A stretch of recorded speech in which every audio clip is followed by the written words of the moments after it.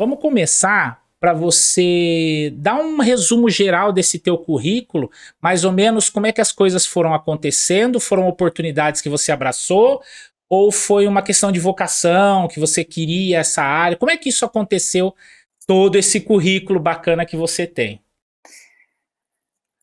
Eu acho que foi uma grande coincidência, assim, da vida. Eu absolutamente planejei. Eu estava na graduação na ECA USP, lá em São Paulo, e fazia o curso de Publicidade e Propaganda.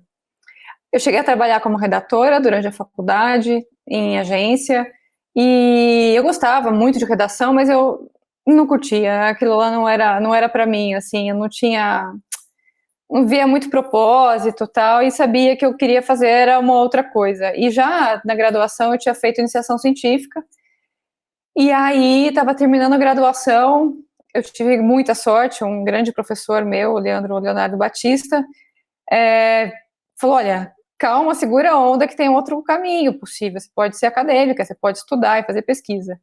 E aí eu queria fazer mestrado na ECA, né, se fosse para começar a fazer pesquisa mesmo, e ele não quis me orientar, eu falava, vamos tomar um café, eu queria que você me orientasse. Ele, não, vai dar um pulinho ali na psicologia.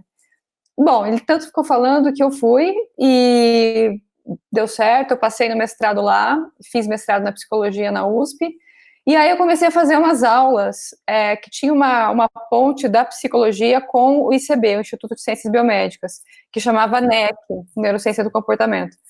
E aí eu comecei a pegar umas disciplinas de lá.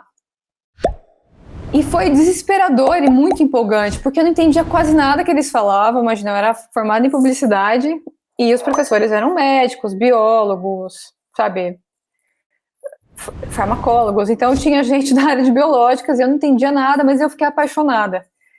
E falei, bom, que bom, agora eu acho que eu encontrei o meu ninho. E aí terminei o mestrado, já sabendo que eu queria migrar para a área de provavelmente neurociência e alguma coisa nisso. Aqui no Brasil não existia na época uma graduação em neurociência, tinha pouca coisa.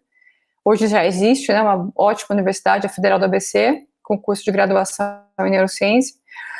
Mas daí eu terminei o mestrado e fui trabalhar um tempo como consultora no mercado e montei meu projeto de pesquisa para o doutorado. Já sabia que eu queria fazer doutorado e ingressei no doutorado no ICB com o Marcos Vinícius Baldo, que é um gênio, assim, um cara muito inspirador e muito querido, hoje um amigo, que foi meu orientador. Aí eu comecei a estudar realmente, daí eu tive que fazer ela na graduação, com o pessoal da graduação, de introdução à neuroanatomia, imagina, né, tive que começar do zero, mas eu fiz essa jornada, né, fiz essa jornada do zero mesmo, e daí eu fiz um estágio nos Estados Unidos, na Duke University, onde eu estudei eye tracking, EEG, ressonância magnética funcional, que são técnicas de neurociência para estudar comportamento e outras coisas mais. E daí voltei, e quando eu estava voltando, eu imaginei que eu fosse para a área de ser professora mesmo, né, ficar na área acadêmica. E aí um amigo me apresentou para um diretor, na época, que trabalhava numa multinacional que estava abrindo aqui no Brasil uma unidade de negócio de neurociência aplicada ao consumo. E ele me convidou para ser a neurocientista responsável pelo Brasil e América Latina. E eu tinha um grande preconceito a respeito disso e tal. Mas daí, quando eu estava nos Estados Unidos, um pouquinho antes de voltar, eu achava que essa história de misturar neurociência do comportamento com marketing era uma coisa pouco séria.